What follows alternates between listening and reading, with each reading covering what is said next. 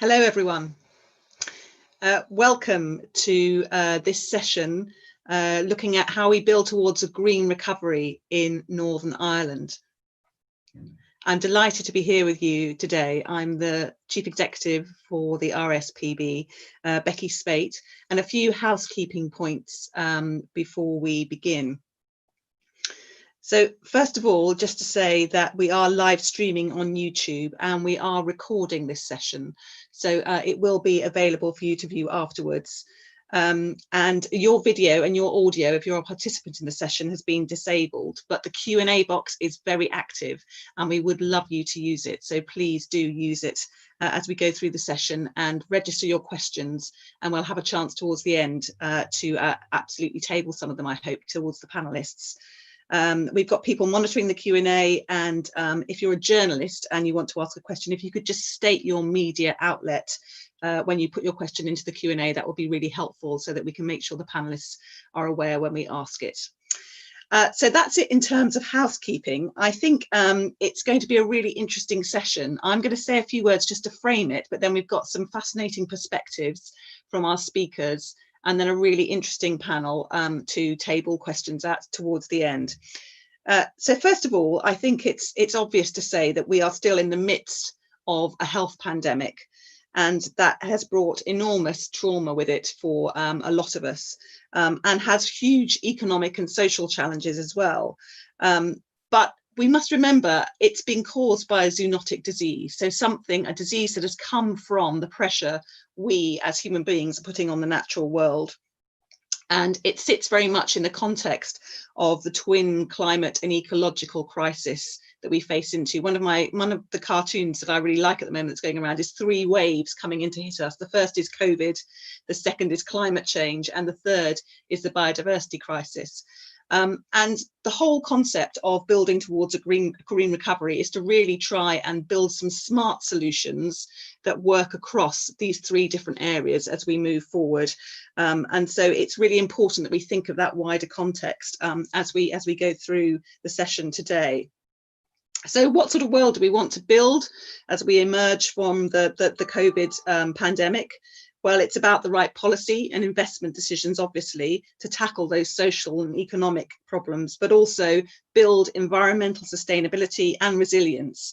And we need a joined up approach in order to do that. These are big issues that we're talking about. And it was interesting for me that although we've had a great 10-point plan, for example, coming forward from the government in Westminster in terms of tackling net zero, the most recent spending review then didn't mention net zero or nature much at all. So it's that join up that feels really important to me. So from the RSPB's perspective, what is in that green recovery plan? And it's going to make a really tangible contribution to addressing challenges like unemployment, and building those longer term conditions for greater prosperity and well-being, which we absolutely have to accept is built on our natural environment and also on making ourselves climate ready. Without those, then everything else crumbles.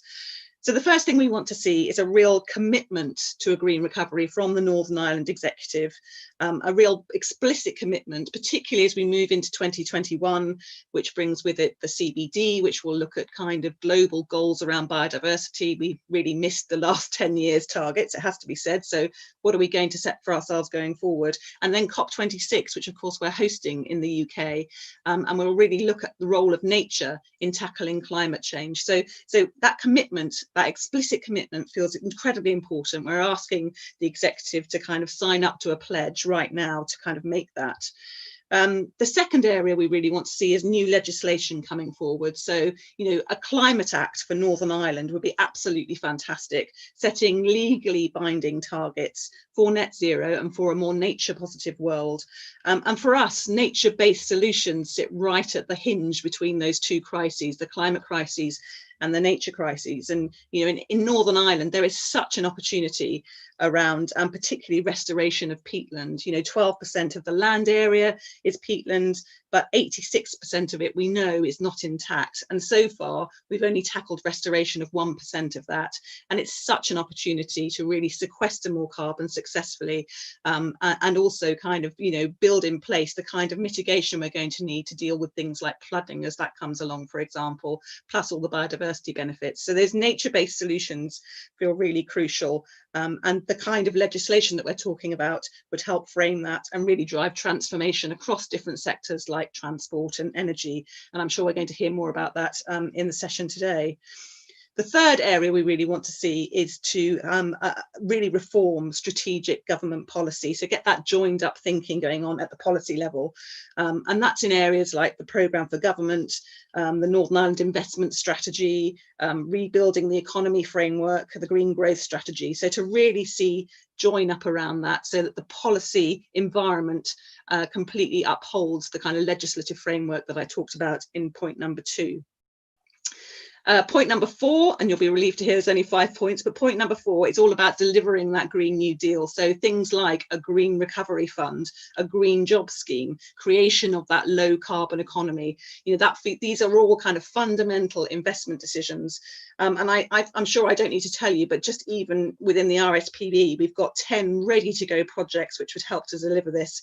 And across the sector, the nature sector, we think we could deliver up to 2,000 jobs as part of a wider programme and lock up carbon worth more than £1 billion.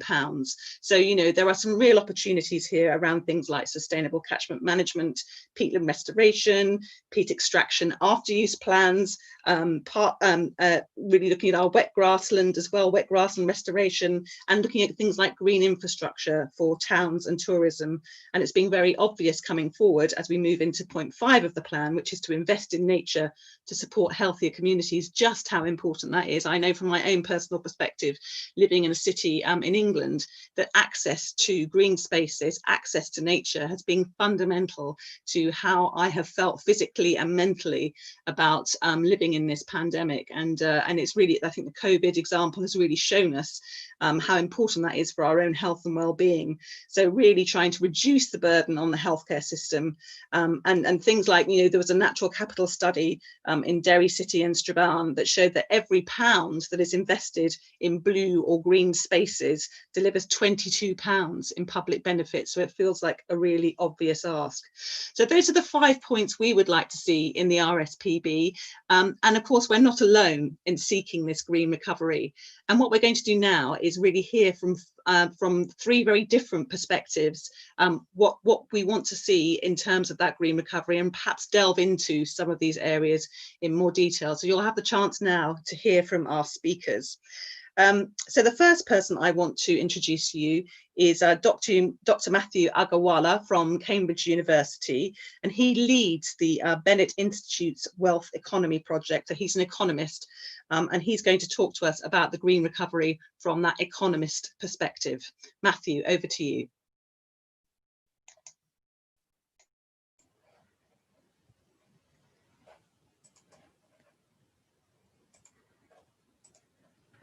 So thank you very much, Becky, for that excellent overview and generous introduction. As you said, my name is Matthew Agarwala, and I am an economist. And I've spent the better part of the past 10 years trying to understand the relationships, the numerous relationships between environmental change and economic outcomes. And this year, 2020, has been tumultuous on every front in terms of our relationships between the environment and the economy, but it's also seen tumult from our political systems, our health systems, and our social cohesion across countries.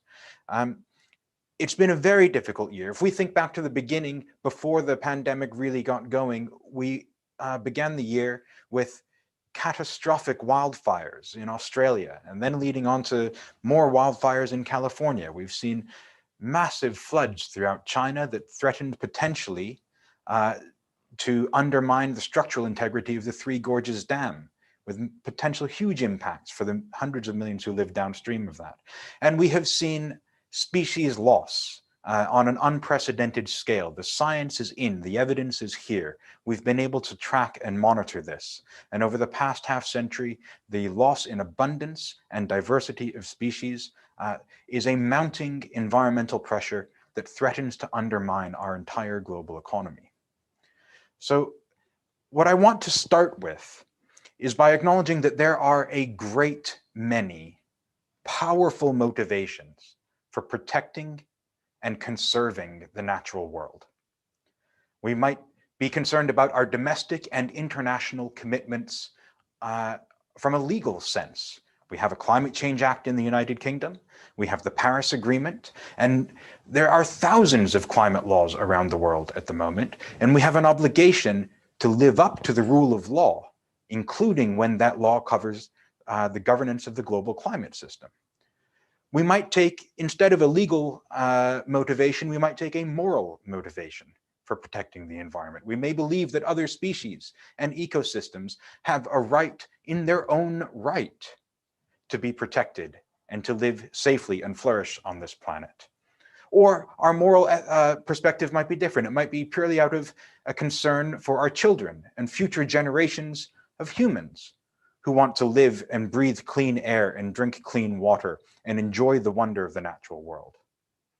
It could be more selfish. It could be just that I like the environment and I like going to a nice clean beach and I like going snorkeling and I like camping in a healthy woods and seeing the deer. And so for that reason, we want it. It could be a religious reason. There are so many powerful, important, fundamental reasons for protecting the natural world. Any one of them ought to be good enough. And yet these reasons have all existed for the past century and longer. And somehow we haven't been able to gather the will, the political will, the social will, the public will, in order to protect nature in the way that we need to.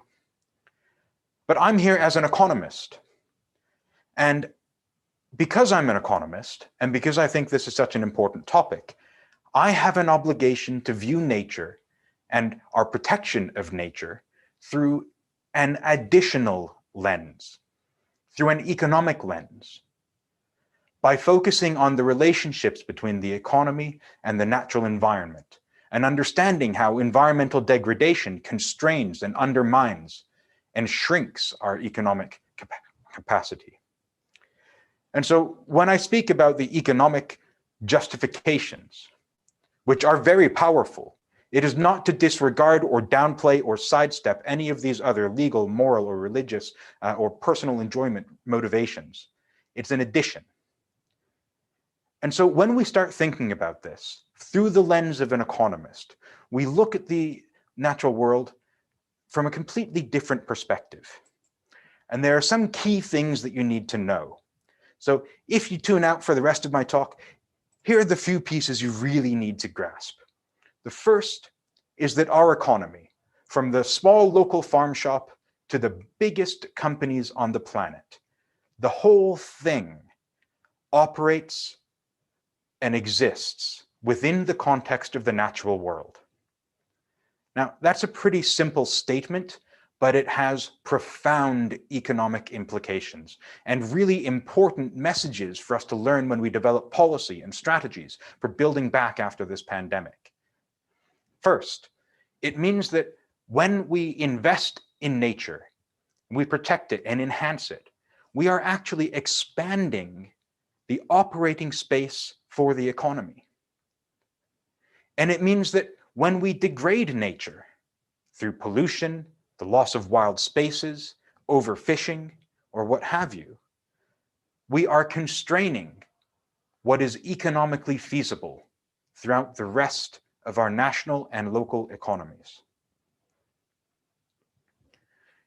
And one reason that we have failed to manage the environmental economy better over the past century is that statistics are the lens through which we see the economy, and yet our economic statistics have made nature invisible to policymakers.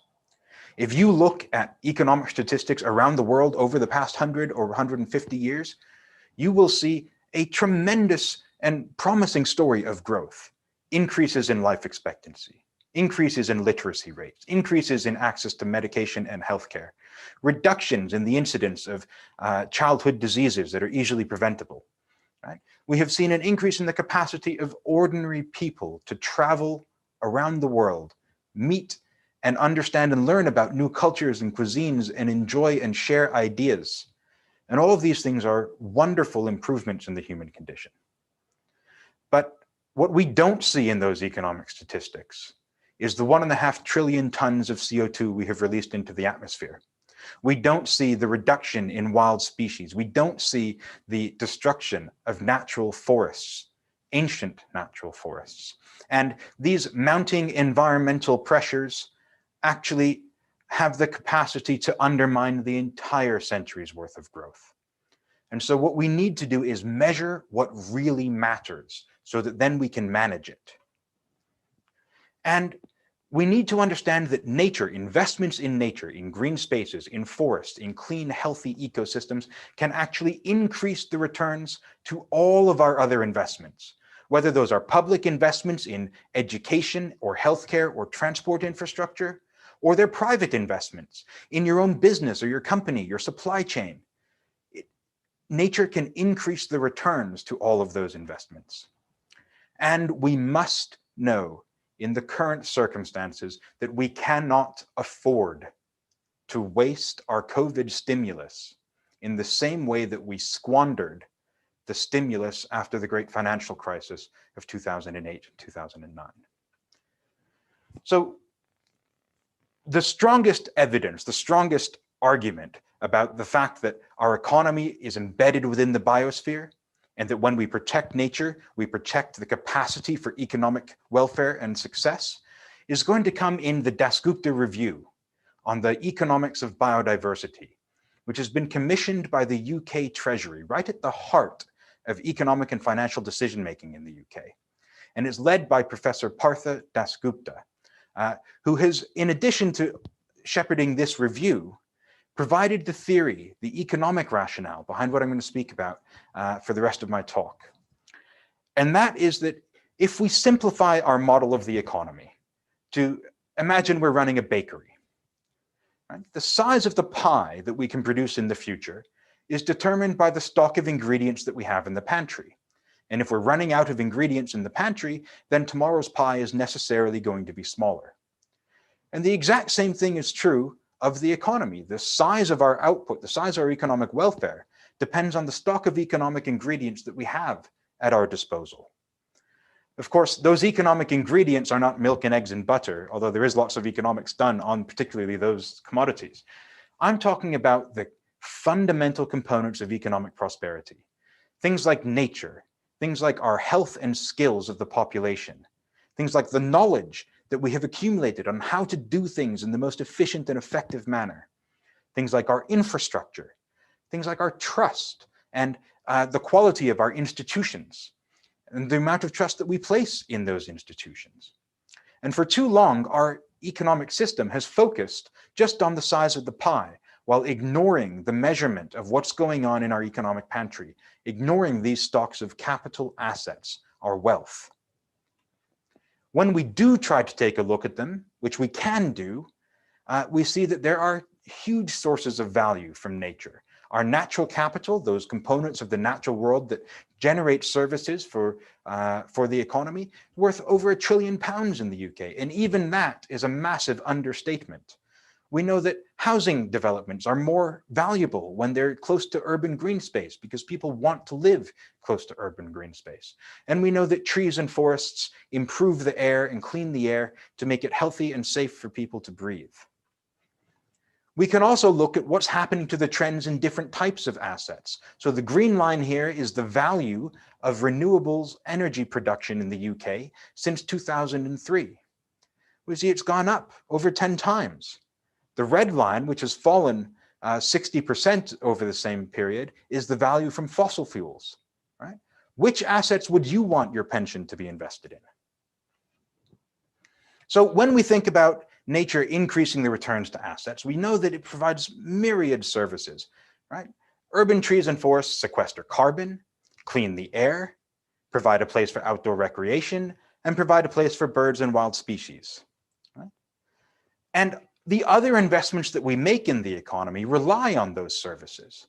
Imagine you've developed a just-in-time supply chain, super high-tech, hyper-modern for your manufacturing plant. Well, that just-in-time supply chain is a huge innovation over the past century. Really, over the past 20 years, we've really exploded with our just-in-time supply chains. But that is going to be much more valuable, more reliable, more resilient, more profitable in a world that doesn't have superstorms and massive floods that interrupt the transport infrastructure that supply chain relies on. And the real fact here is that we cannot afford to get this wrong again. The fiscal conditions, the economic conditions are really strong for environmental investment at the moment. Interest rates are very low. Inflation is very low. Right? These are the big concerns that people have about public investment. Well, is it going to cause inflation? Is it going to cause interest rates to spike? They're extremely low at the moment.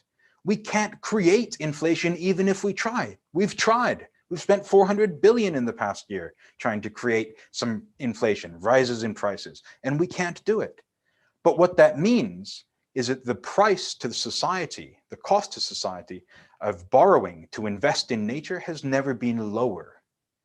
It means the conditions are perfect for borrowing now to invest in the stock of economic ingredients that we need for resilient, prosperous, jobs-led recovery well into the future. And what we have seen cruelly this year is that protecting nature is much cheaper than suffering the economic consequences of pandemics and the climate change that is coming if we fail to protect our natural assets. This pandemic itself, as Beccy mentioned, is a direct consequence of the failure to manage natural capital, the failure to manage the interface between human settlements and wild spaces. And it's not just this COVID-19 pandemic. It's also Ebola and SARS and MERS and swine flu and bird flu and HIV. In fact, the majority of the emerging infectious diseases that we face at the moment come from these zoonotic circumstances, the interface of human settlements and the natural world. Of course, we also have overwhelming public support from public opinion polls in Northern Ireland, across the UK, in Canada, the United States, France, Germany, Australia, New Zealand. I know, I've checked. There is overwhelming public support for placing nature at the heart of the recovery. People want our leaders to act boldly, and the science tells us that we must act now, right? And what I like most about the RSPB Northern Ireland's 5-point plan is this final piece on the commitments that we have to make, legally binding targets. But I would challenge policymakers to go one step further, not just to make commitments. Don't just make commitments and list them. You have to actually meet those commitments. And that's what needs to be different this time round. Find a way to meet them. Don't just make them. I think that's my time, so thank you very much. I'll pass on to Rebecca now. That was great, Matthew. Thank you so much. I always love listening to you speak. And I particularly like this point you always make that, you know, by investing in nature, we're expanding our operating space for the economy. And when we degrade nature, we constrain it. And that's just such a fundamental piece of finding these smart solutions, I think. I also love the fact that you talked about the invisibility of nature, because of the way we measure our economic performance. You know, nature has been invisible for so long, and your real challenge to us all, really, not to waste the post-COVID stimulus, to really use it to actually tackle some of these large-scale issues as well. So thank you so much. That was really, really invigorating. Okay, so we're now going to move a little bit more into the policy area, and our next speaker is Dr. Aoife ní Lochlainn, who's from the Nevin Economic Research Institute. She's a researcher and a policy analyst. So Aoife, over to you.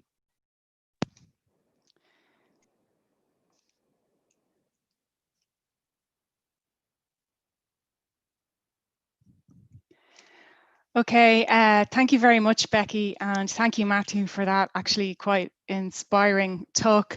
So yes, my name is Aoife Lochlainn, and I am working on a Just Transition research project for the Nevin Economic Research Institute, which is a trade union funded think tank.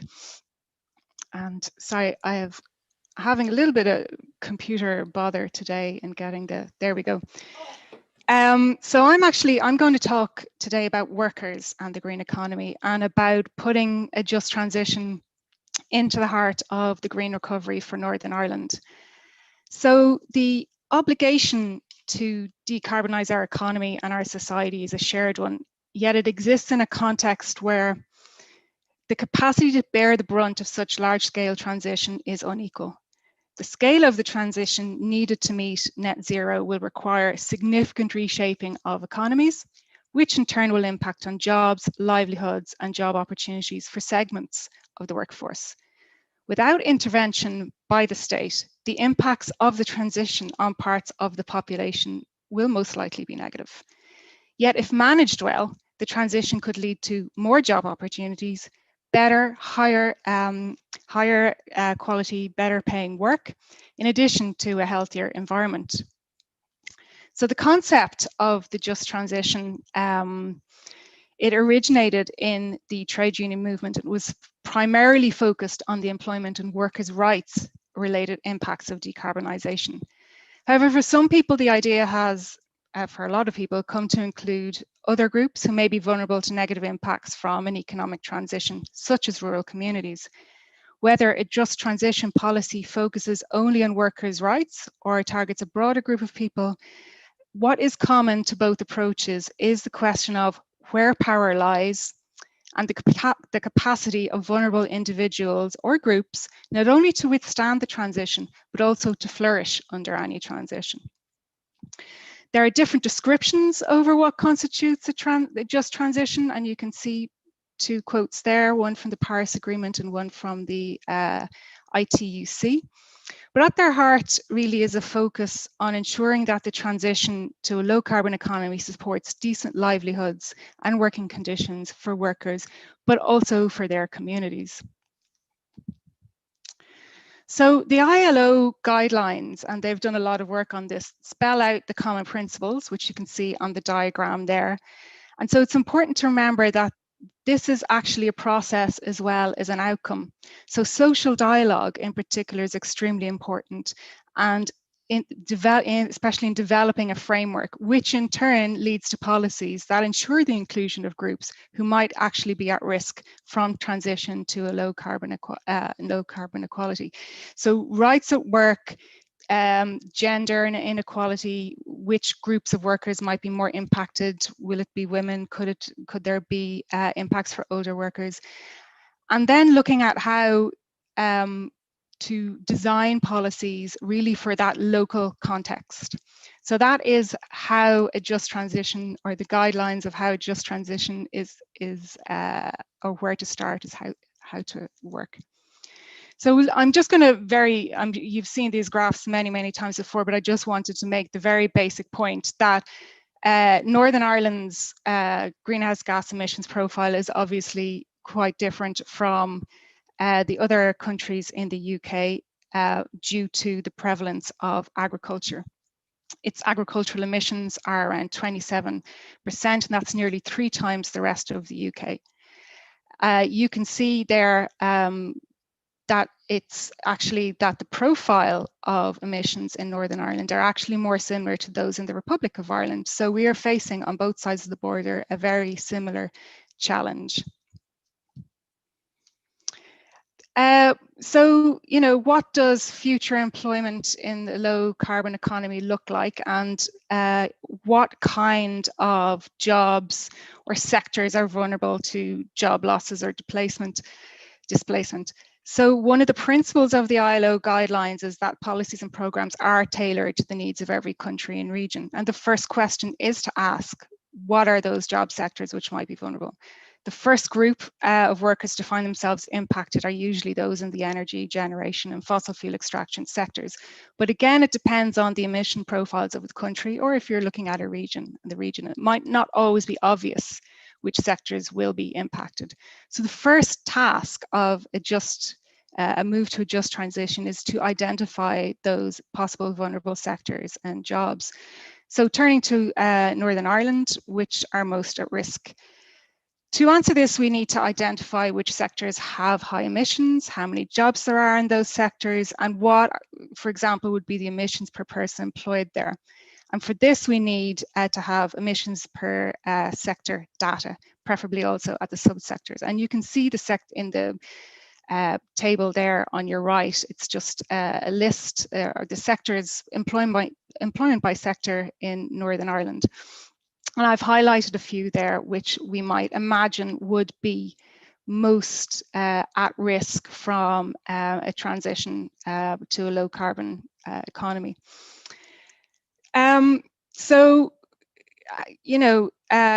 If we don't have the data for employment for emissions, how can we then work out who is at risk from the transition to the low carbon economy? Well, one way of doing it would be to look at the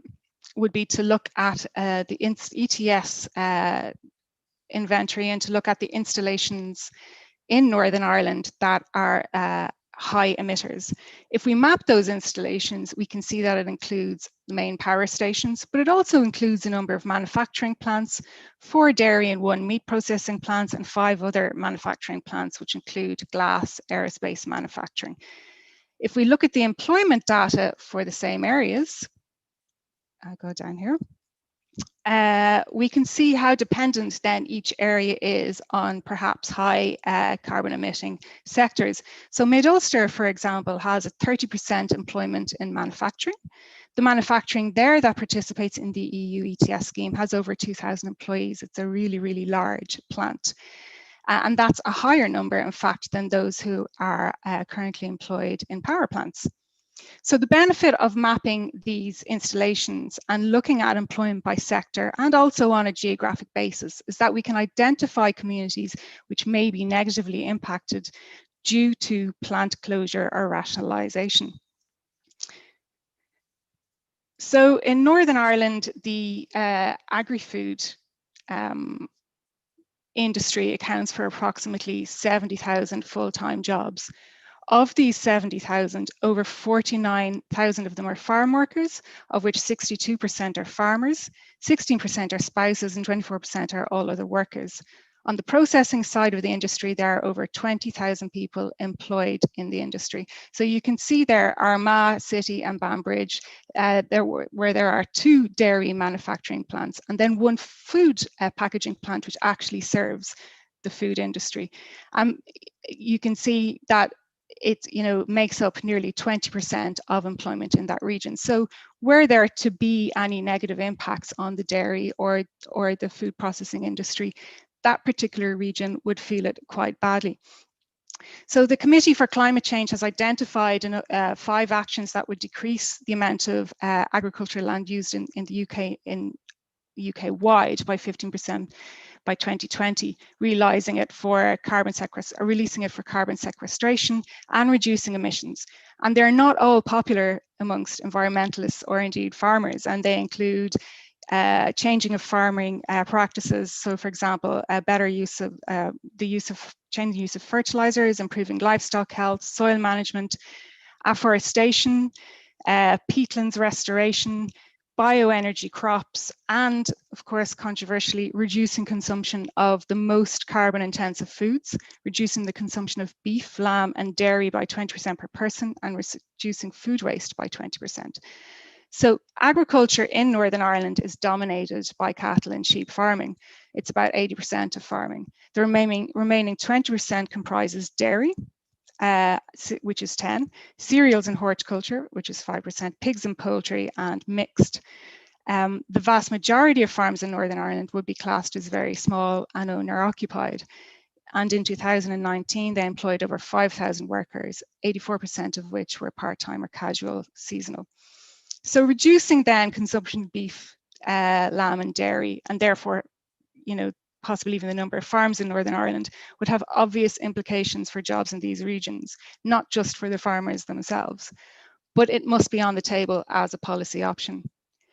In addition, many of the workers who work in these areas are at mid-skills level, and they work in occupations that are vulnerable to technological change. So these are the areas that we could see the promotion of a circular economy, for example, or nature restoration can provide jobs of the future. 2015 research on the circular economy in Northern Ireland identified job creation possibilities under 3 different scenarios, from no change to most ambitious scenario, going from 9,000 jobs to 21,000 jobs. So there are job possibilities in these sectors. Nature restoration, such as restoration of bogs, can provide hundreds of jobs across, in fact, the entire island. But of course, the jobs need to be financed through state-funded projects, but there also needs to be incentives for farmers. So just moving very quickly on to what we think of as green jobs. Well, green jobs are decent jobs that contribute to preserve or restore the environment, be they in traditional sectors such as manufacturing, construction, or in new emerging green sectors such as renewable energy and energy efficiency. So the good or service must be of benefit to the environment to be classed as a green job, but it must also be produced using an environmentally friendly process. So environmental goods and services that are analogous to green jobs in the UK classification system, which includes 17 categories, from renewable energy to environment, education. So a huge range of jobs and diversity of occupations. Unfortunately, this data is not available at the Northern Ireland level, but only at the UK level. But there is a subsection of that data at the Northern Ireland level. And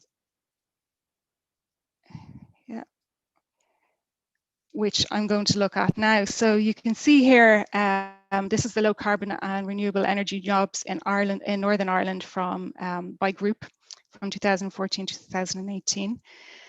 You can see that in Northern Ireland reached its 40% share of renewable share of electricity consumption target. And you can see that at that 40% share, the sector in Northern Ireland sustains about 1,000 direct jobs. And that gives an indication of the possible job growth in the area in the future. So just very briefly, if we look at the percentage change in low carbon employment, we can see that overall employment in Northern Ireland has actually decreased nearly 20% since 2014. And this is due to a decrease in the energy efficient product category. Low carbon heat and energy from waste has increased, however. The largest share of employment in this sector is onshore wind. So there's obviously ample room here for improvement in on the green jobs side. But it also shows that there are existing skills and expertise here. And talking of skills, what kind of skills, or the question is whether Northern Ireland currently has the skills base to take advantage of any growth in the low carbon and renewable energy sectors mentioned above. So according to research, skills in the low carbon economy require long periods of study and skills levels of NVQ3 upwards. Most roles in the low carbon economy are also of a very technical nature. So of those in higher education institutions in Northern Ireland, 50% are enrolled in what we call broad STEM courses for their first degree. With that number falls to just over 40% at postgraduate level. An NVQ3 is equivalent to A levels.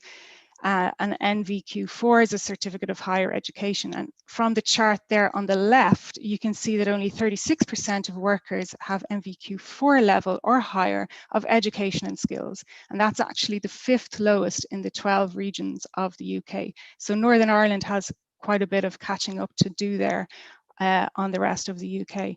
16% only have NVQ3 level, and 8.6% of economically active workers have no qualifications. And this is actually the highest percentage in all the regions in the UK. So there's considerable room for improvement in the skills base.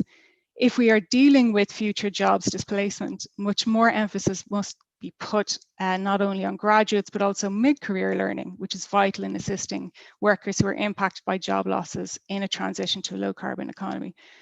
So a just transition would ensure that the skills and the training was available for those who lost employment and did not have the skills to take up alternative employment in the low carbon economy.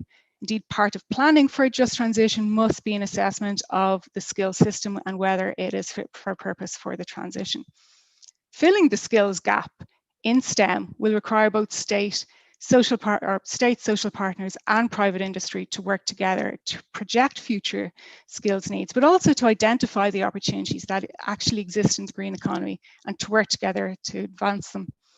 So just to finish up then.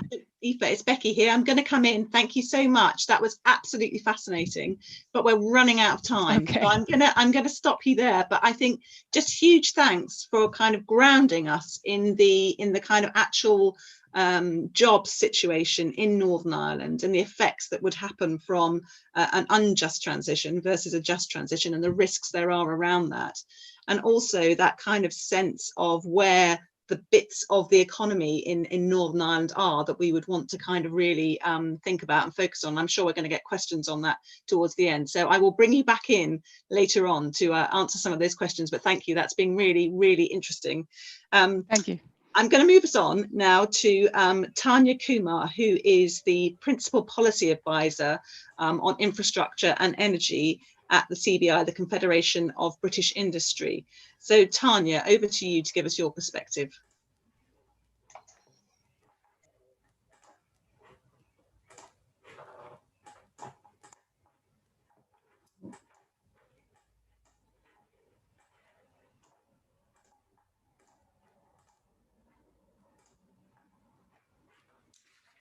Thank you very much, Becky. Apologies, also some technical challenges going on there, but conscious of time, so I will also try and canter through my presentation today. And I think one of the main things that I wanted to just start off with explaining that we haven't tackled as yet is just, as the CBI, we've obviously seen the impact of the pandemic firsthand and how that's actually going to change the way that we be doing business in the future. But not only on businesses themselves, but also the communities that they are part of, the people that they employ, and those families as well. And obviously we've seen such a dramatic impact with so many people having to work from home, spend time off due to furlough, or find themselves limited to the activities that they've been able to do. And as the RSPB has, rightly identified that as a result of all of this, what has happened is, a greater appreciation for the environment and the outdoors, but also for those people that have still been going to work in critical sectors such as food manufacturing, for instance, is mentioned. You've really seen a notable shift in congestion and the uptake of lots of different modes. So there has been sort of a real seismic change actually in business perception of policy, but there is so much that we can actually learn from the health crisis and actually apply those lessons to how we tackle climate change. And I just wanted to highlight three lessons that I've seen pan out, having been involved in both of the policy responses to date.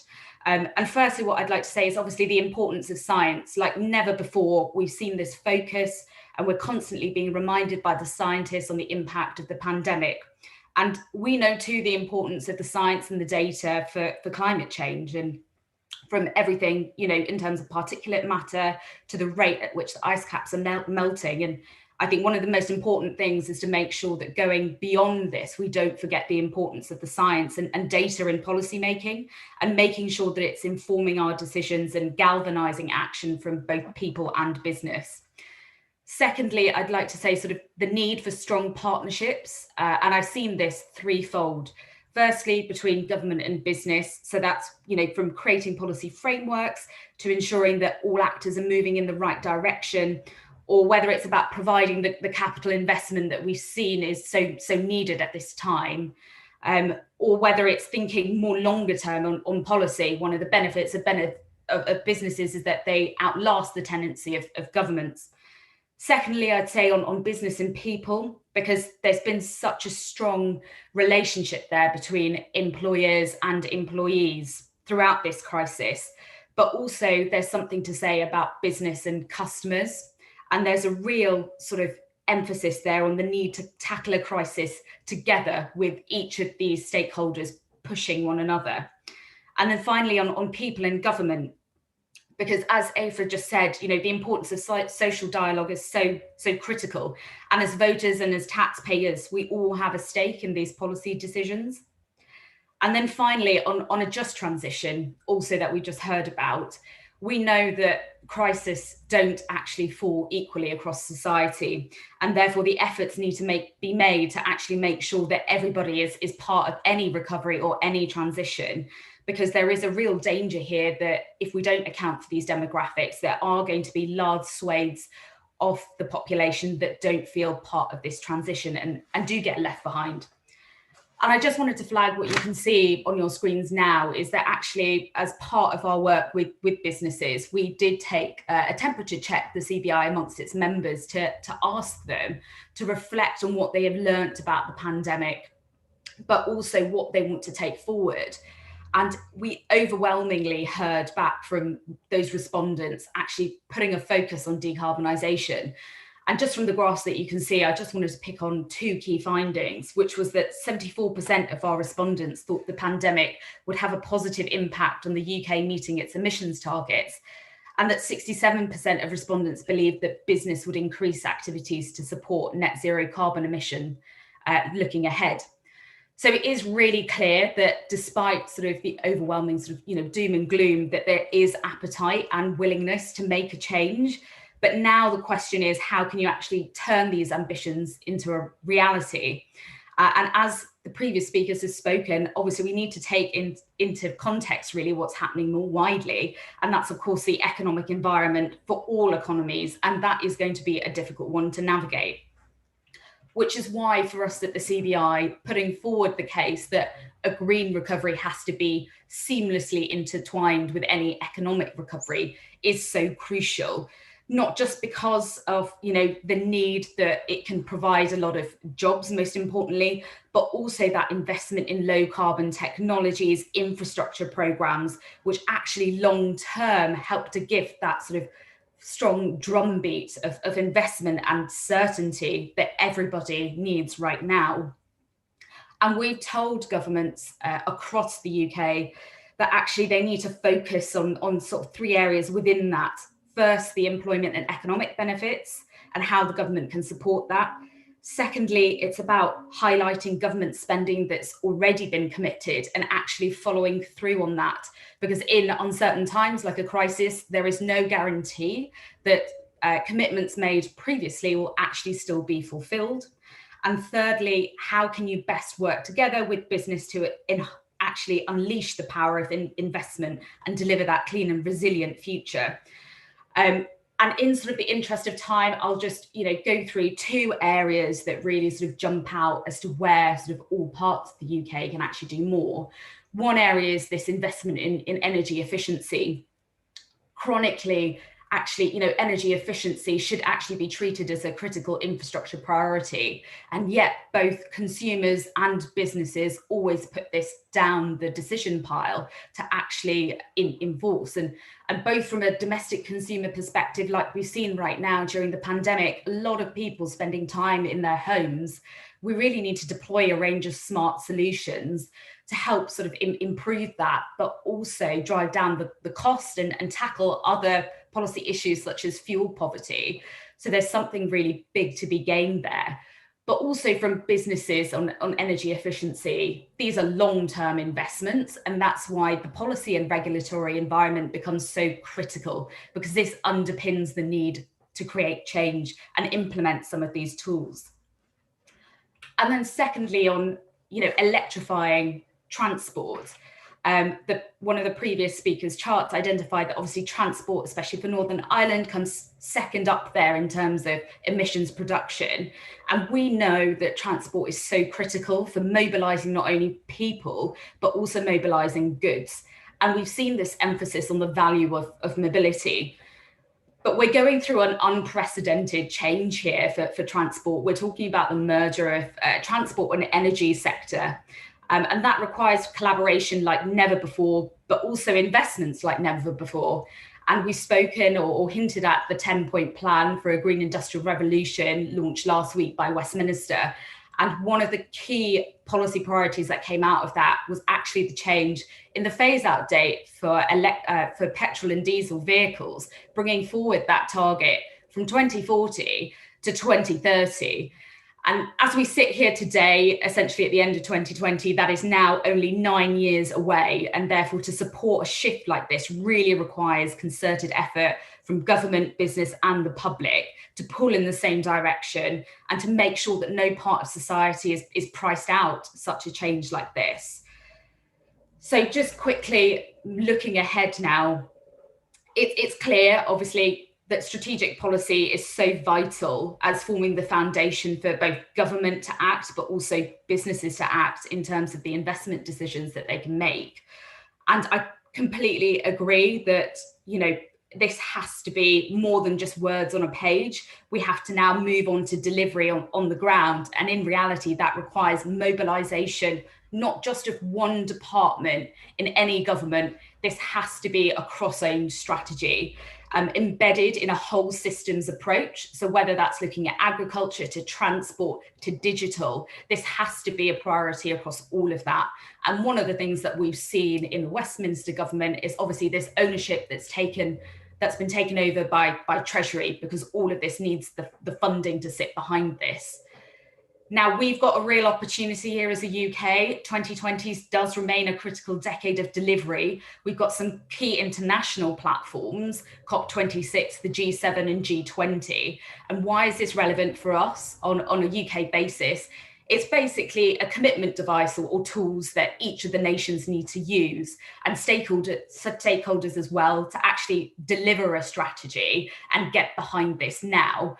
Otherwise, we will fall behind and not deliver for our people. So I will leave it for that and look forward to answering questions in the Q&A. Thanks so much, Tania. That was great.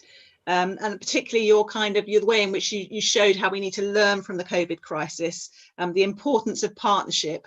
And I thought also you're talking about the need for, business likes certainty. And of course, we're in some of the most uncertain times we've ever known. So the way in which kind of policy and regulation can help build that certainty so that we can address some of the issues that have been raised. So I thought that was a really interesting perspective, actually. So thank you for that. Just a reminder, just to use the Q&A function. If you've got questions you want to tackle when we come to the panel discussion, then please do put them in the Q&A. Our final speaker before we move to that panel is Dakota Reid. She's in her final year at Queen's University in Belfast, and she is an environmental campaigner. So I'm going to hand over to Dakota. Thanks, Becky.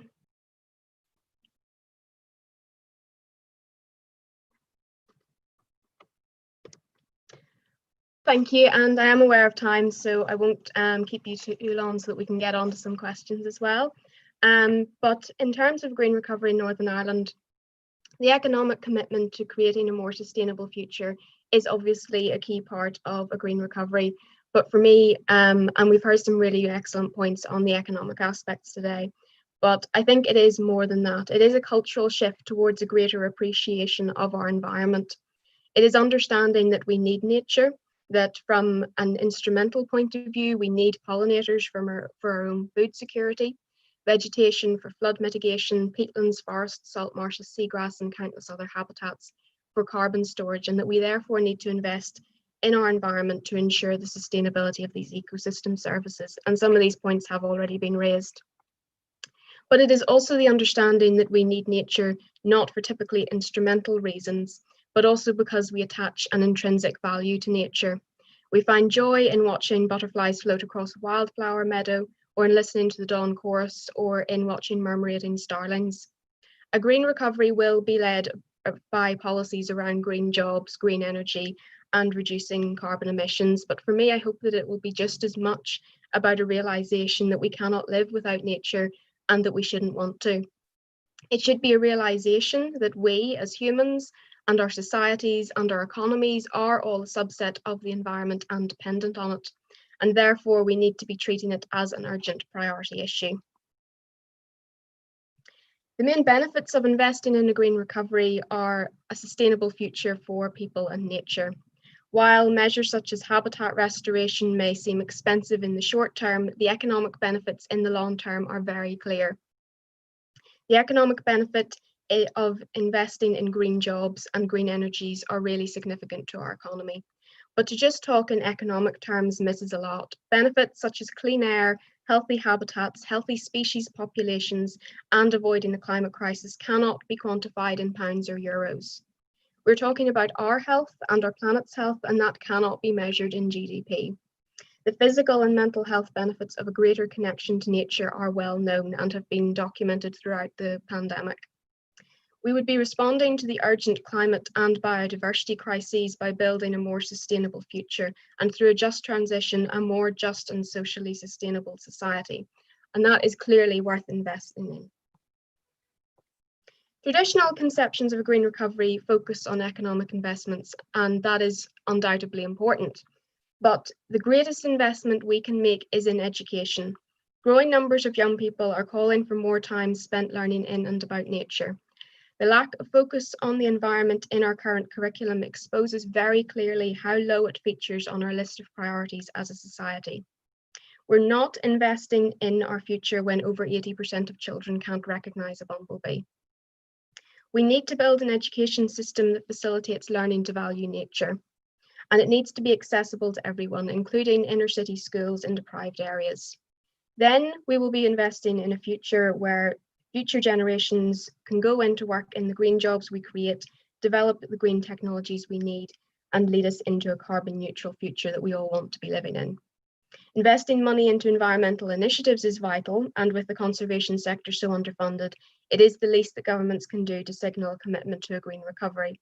But investing in a greener education system will show true dedication to sustainable change. Investing in education is investing in the future. In Northern Ireland, a green recovery means recognising that we are failing and doing something about it. It means that Stormont needs to take responsibility for the fact that it has failed on 83% of biodiversity targets, and it needs to outline much more radical action that it will take to reverse these failures. When we live in one of the most nature-depleted parts of the world, according to the State of Nature report, we can't afford to fail on more targets. We couldn't afford to fail on the targets that we have already failed on. A green recovery also means prioritising the investment of clean public transport that is affordable and accessible to all, not just available in densely populated areas east of the Bann. It means working with communities to facilitate the expansion of renewable energy in a way that minimises disruption to both people and wildlife by taking heed of what happened in Donegal last weekend, where a peat landslide potentially caused by an inappropriate wind farm development is now threatening a key biodiversity site. I'm sure everyone agrees here that our actions to deal with the climate crisis must not undermine our actions to deal with the biodiversity crisis.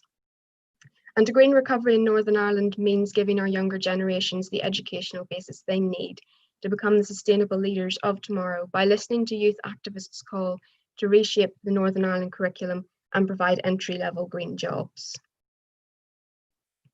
And finally, just because I know we want to get on to questions soon, what can we do to ensure we can deliver a green recovery? We as citizens can all call on politicians at a local and national level to do more to facilitate a green recovery and a just transition.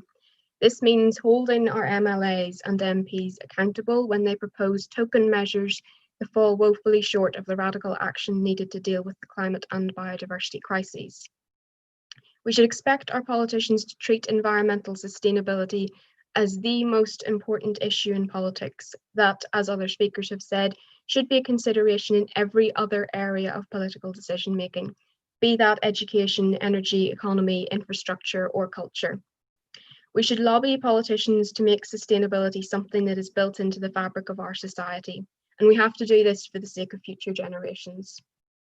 For so long, our politics has been built around the idea of it's the economy, stupid, as we so often have heard.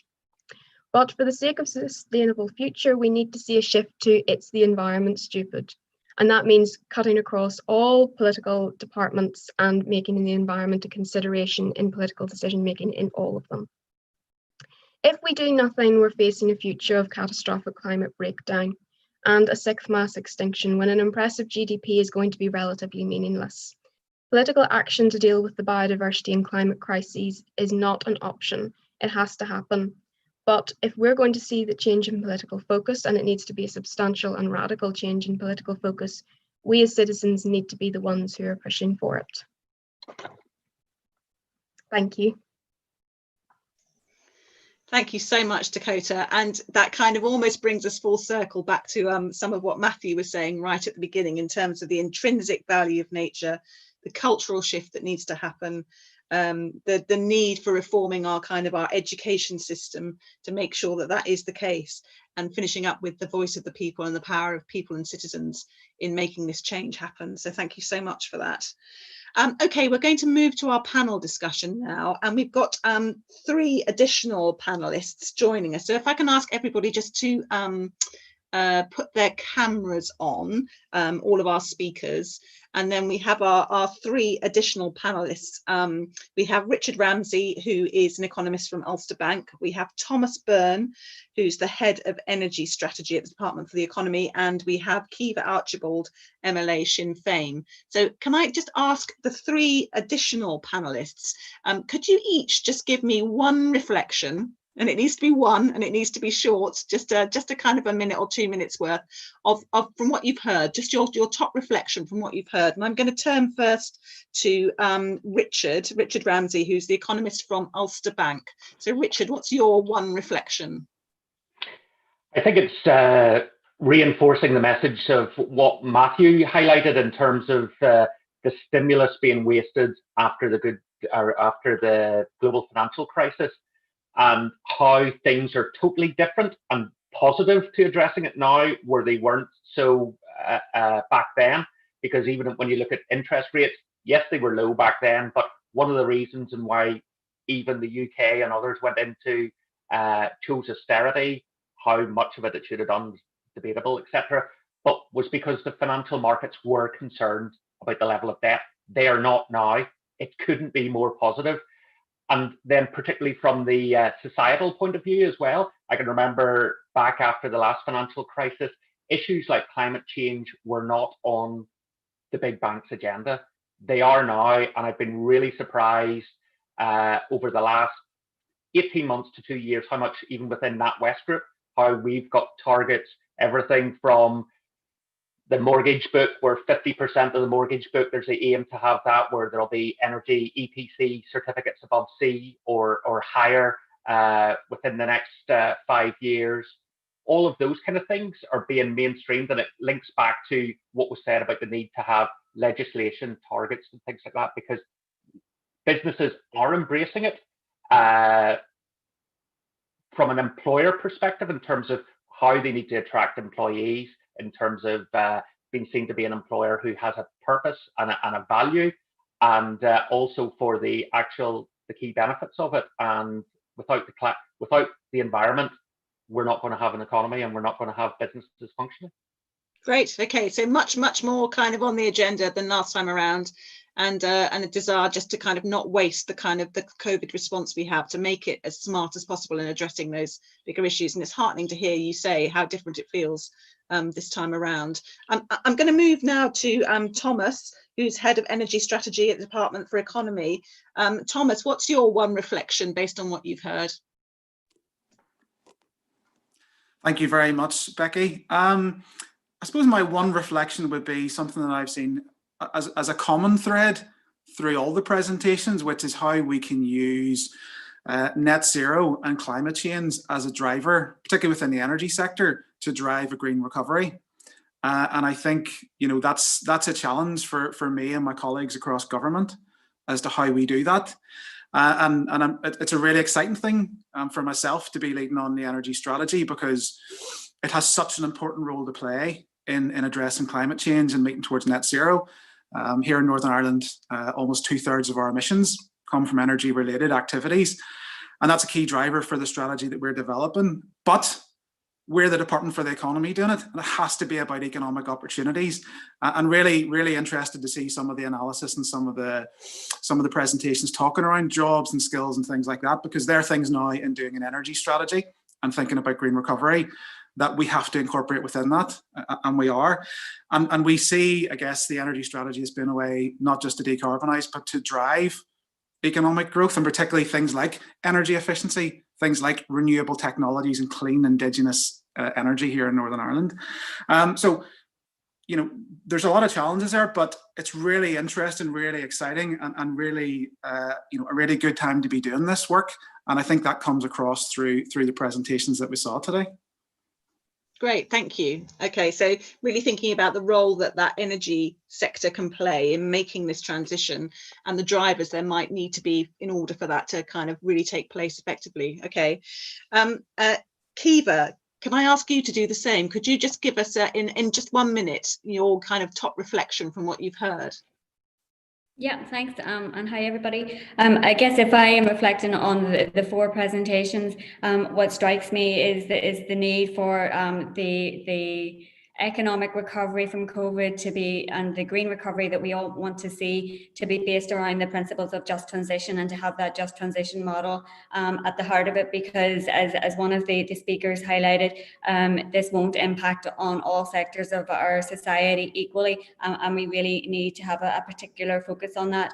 Also, that role of how nature can really have a key part to play in terms of our economy, also in terms of us valuing and investing in nature. And I think the point you made yourself, Beccy, at the start as well, about how the pressure that has been put on our environment really has impacts, and one of those impacts is disease, and it impacts in terms of our plant, animal and human pathology as well, and that is something that really needs to be taken account of in all of this that we have learned over the past 8 or 9 months. Great, thank you. So kind of really thinking about that just transition, the way in which things like even COVID have impacted very differently for different parts of society, and the interrelationship between human health and a healthy ecology around us. Okay, that's really helpful for those reflections. Thank you. I'm just going to, my colleague Johnny has been looking at all the questions coming in on the Q&A, and I'm going to ask him now, invite him just to start sharing those questions with us. And I will put them to whoever I think is the best person to answer on our panel. We'll probably try and move through them quite quickly, so maybe just one answer per question. And if any of the panel members particularly want to take a question, will you wave at me so that I can see you all and do that? Okay, Johnny, over to you for our first question. Thanks, Beccy, and hi everyone. Yeah, quite a few questions coming through, and there were a couple bunched around agriculture, so I'm going to start with that. So the first question was from John Barry, and he cited the issue of greenhouse gas emissions being attributed to agriculture, and that being a particular problem in NI. So he was asking, what are the transformations we need to make within the agri-food sector? And there's a question linked to that from Mariana. How can ordinary people affect change in government policy to tie agriculture subsidies to environmental performance? Great. Okay, so quite a lot. I mean, the agriculture sector is obviously very, very fundamental to Northern Ireland, and I wonder if maybe I could come to Aoife first on that one.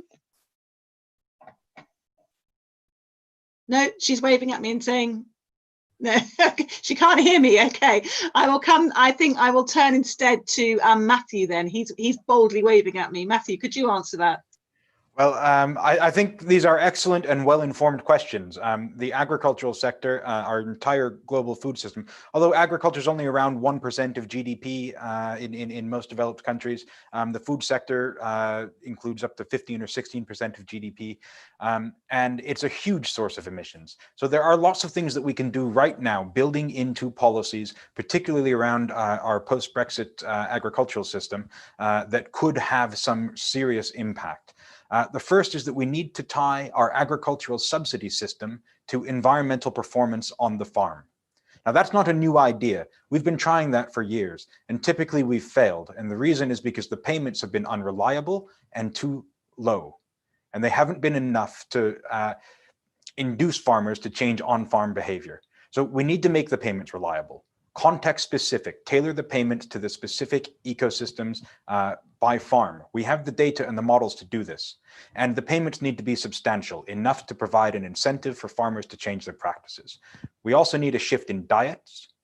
That is an answer nobody likes, but it's true nonetheless. And we need to shift towards conservation agricultural systems, no-till, low-till land use.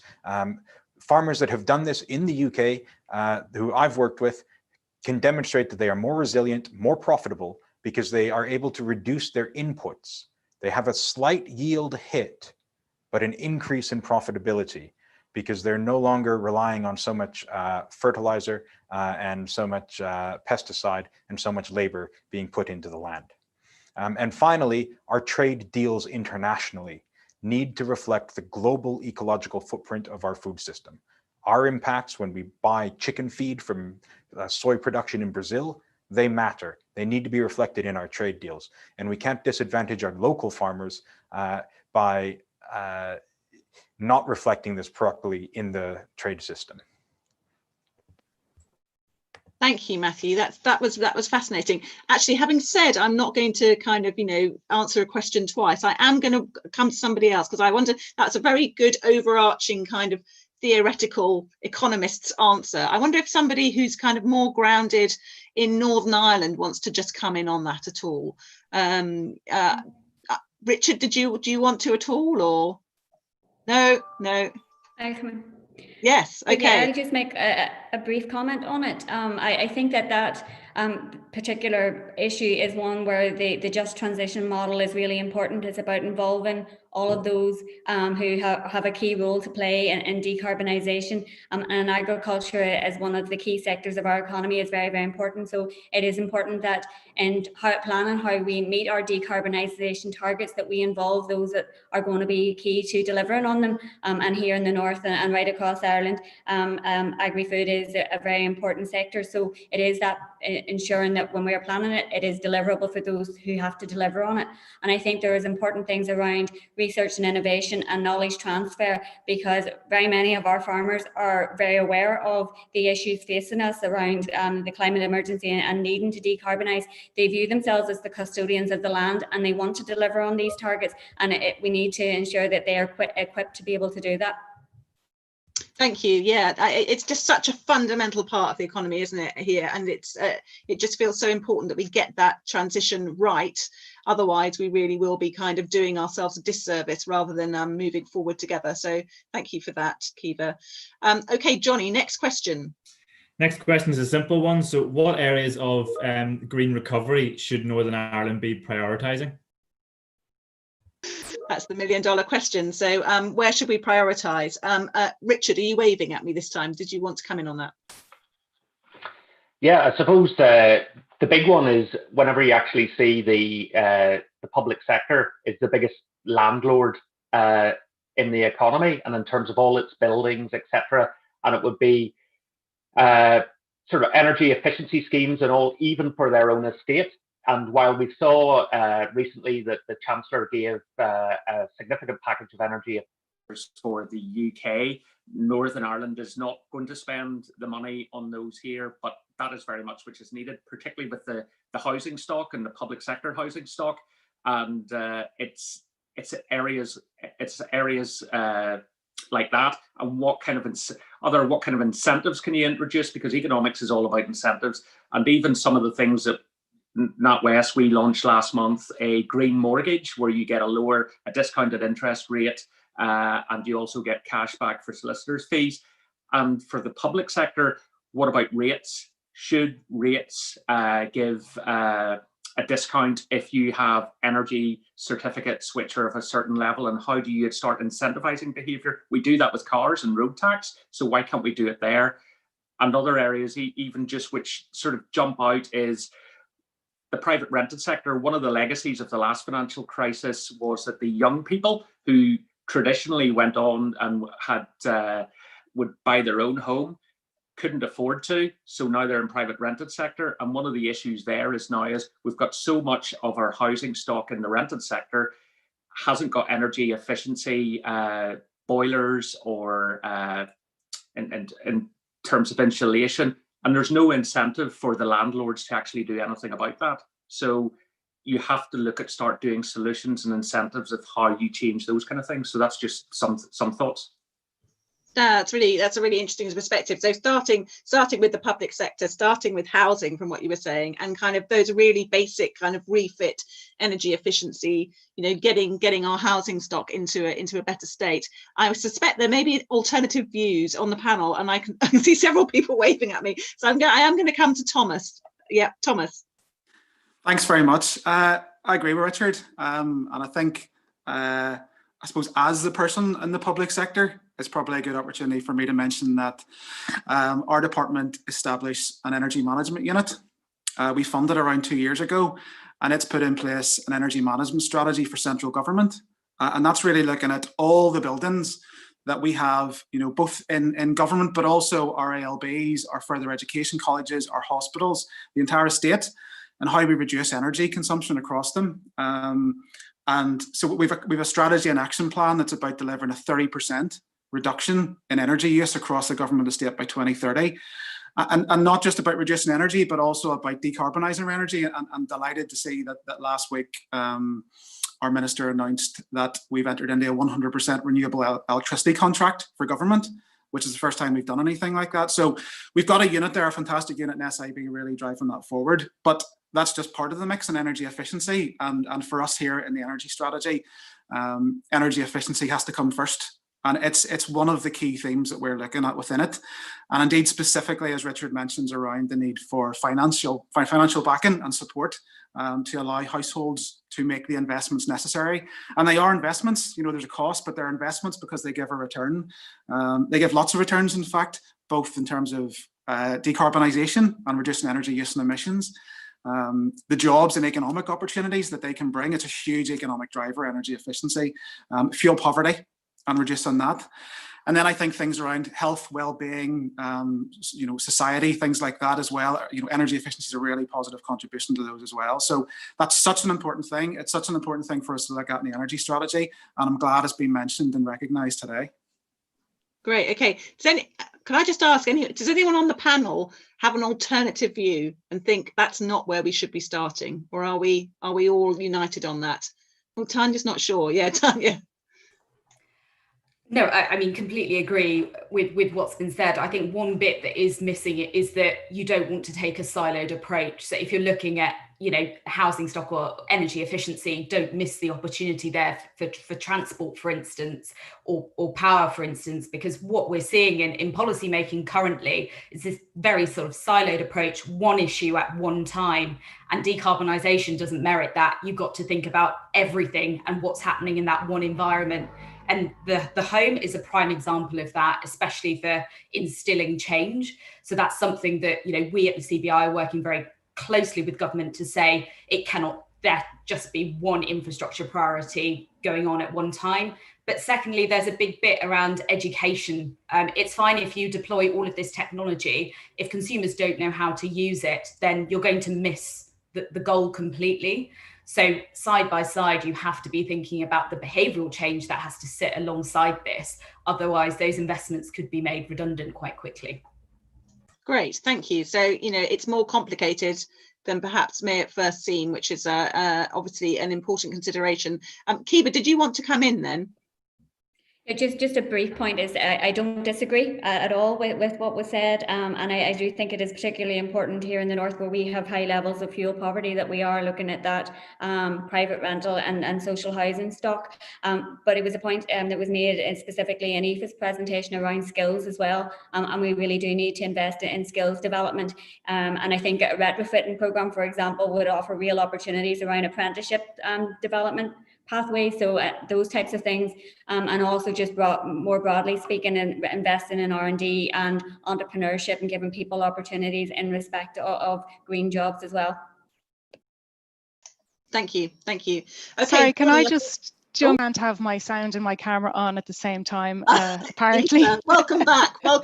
Thank you. So I just had to be rude and dive in, and I just want to echo, I guess, what Caoimhe was saying there and just pick up on also a bit what Tania was saying, in that, you know, if you look at it in silos, you won't realize any of sort of the synergies and the opportunities that the economy and the society can gain from different decarbonisation policies. And I guess that's where, of course, I'm going to plug the Just Transition framework, because we are talking about putting together a framework and looking at all the different aspects, you know, like policy aspects and that in the different sectors that you can make, and looking at where our needs are at, and then, you know, also how to finance them, and what, and, you know, where we should invest. But I suppose the really positive thing about it is that it's a collaborative approach.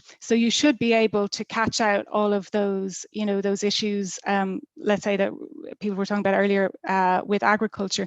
If you have dialogue and if you have discussion, then it's much easier to put together that kind of a broad framework and to see where the gaps are, particularly in areas like, let's say, fuel poverty, or in particular around skills and education.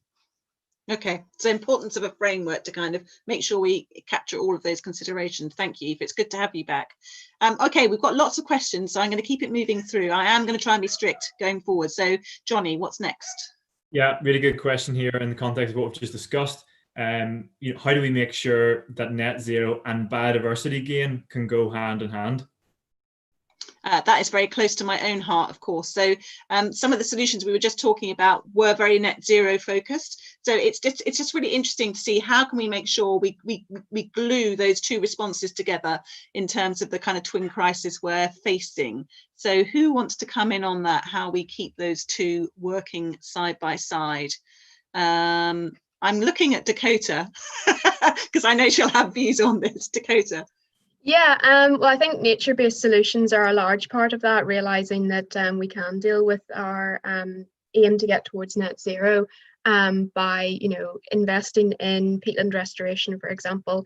But I think, you know, it's to do with what I said earlier about making sure that one doesn't negatively affect the other, so that we are making sure that this is built into our plans to get towards net zero, you know, to tackle the climate crisis, particularly around things that are more sort of green energy and a little bit more sort of big infrastructure projects, things like wind turbines, which is what I already mentioned. You know, wind turbines will be a big part of, and already have been a big part of, Northern Ireland becoming more sustainable in terms of energy, but it does continue to need to bring into consideration nature and communities.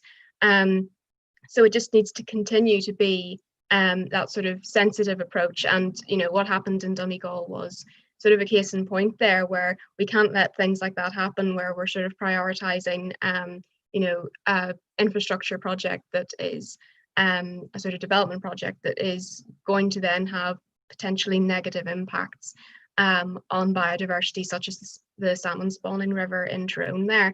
So yeah, I think it's just about having a really joined up approach whenever we're developing these big ideas, these big projects, that biodiversity is always a key consideration there, and making some of these projects really biodiversity central, where we're talking about habitats and the role that habitats can play. And I think an important part of that has to be expanding our idea of what habitats are important.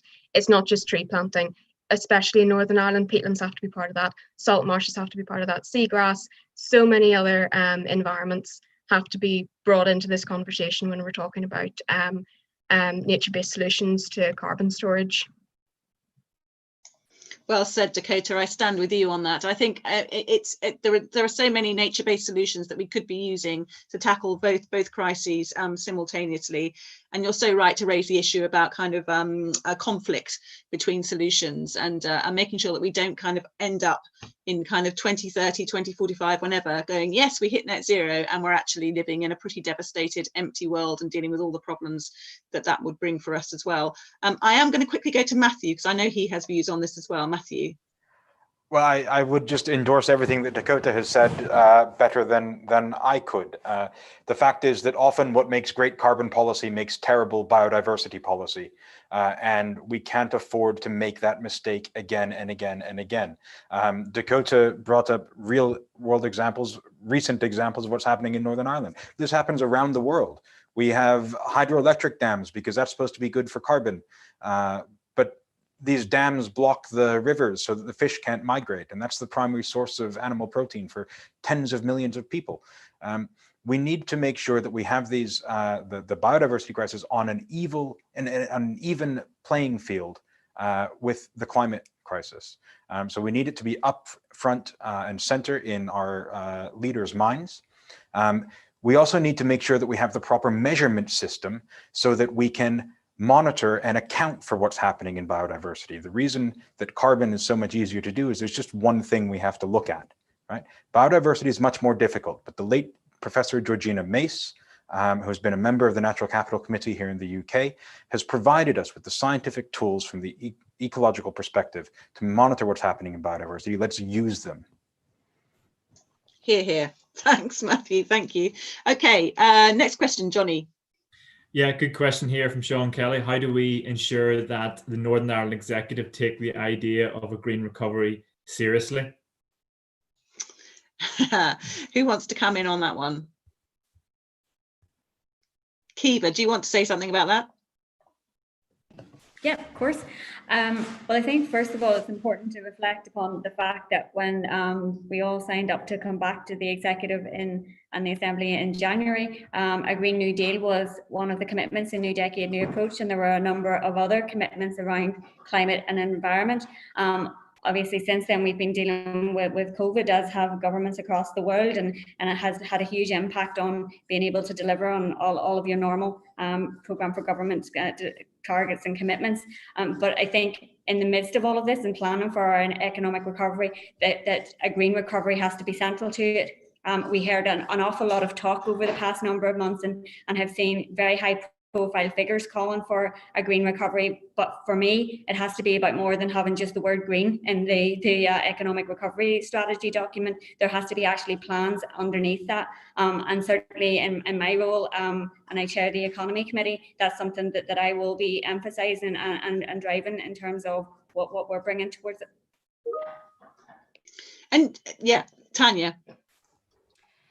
I think one way is businesses. Businesses will not wait for governments to change policy. We saw that with the legislation of a net zero target that came about because businesses themselves do have the power to actually set their own targets. And we are seeing businesses at the moment who are also battling with pandemic response and also thinking about what they want to look like coming out of this. So as Richard said, you know, for the financial sector, for instance, it's now just a no-brainer. And now if you don't come forward and start putting this forward, it actually, you sit apart from the pack.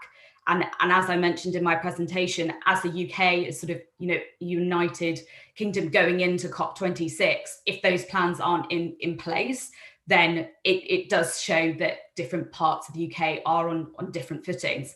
But businesses here are very committed to engage in these targets and progressing, but also bringing society along with them on the journey. Great, thank you. So it's a combination of kind of political appetite, getting the business sector kind of pushing for that that certainty and that trajectory going forward. And then I think Dakota's people power, which she raised in her presentation earlier on as well. Johnny, we've got time for one more question. Yeah, there was just another good question around, should all policies and investments be subject to a net zero test? Yeah, that's certainly something that I know WWF, World Wildlife Fund, have been pushing hard for at Westminster. Any views on this? Should we be subjecting everything to a net zero test? Yeah, I've got Matthew. We should be challenging everything against net zero, but we may still have investments that need to be made in the short to medium run that may not pass a net zero test. We shouldn't let it be just net zero carbon emissions. It needs to incorporate biodiversity and the elements of the just transition that Aoife has made. There are really important concerns from multiple dimensions here that need to be balanced. Thank you. And Tania? Yeah, just to agree with Matthew on that, we've actually had a bit of a landmark moment from Westminster this week on the back of the spending review. The Treasury actually underwent a review of the Green Book methodology that's used to approve projects across the whole of government. And this goes back to the bit in terms of using benefit and cost ratios and how that doesn't reflect all of the factors that we need to take into account. And one of the things that they have reflected is that we do need to change the discount rate that is being used to assess environmental impacts. It is a small win, and as Matthew says, you know, there is a long way to go, but the fact that we've recognised that, and that's sort of Treasury putting this forward, is a step in the right direction. Great, okay, thank you. I'm really sorry, everyone. It's a fascinating conversation. I know there are more questions that we haven't got to, but it's been a really interesting exploration because there have been all these different perspectives coming to bear on this issue about how we drive a real green recovery. So I just wanted to say a huge thank you to our panelists. You were all fantastic and gave us such lucid kind of insights into your particular expertise and how it applies to this. The final thing I just wanted to say was also thank you to all of our attendees. I hope you've enjoyed the discussion. I certainly have. This will go out on the RSPB YouTube channel. So if you want to watch it again or let others watch it, then please do. But that's been a fantastic discussion. And thank you so much for taking part and look forward to seeing you all again soon. Thank you.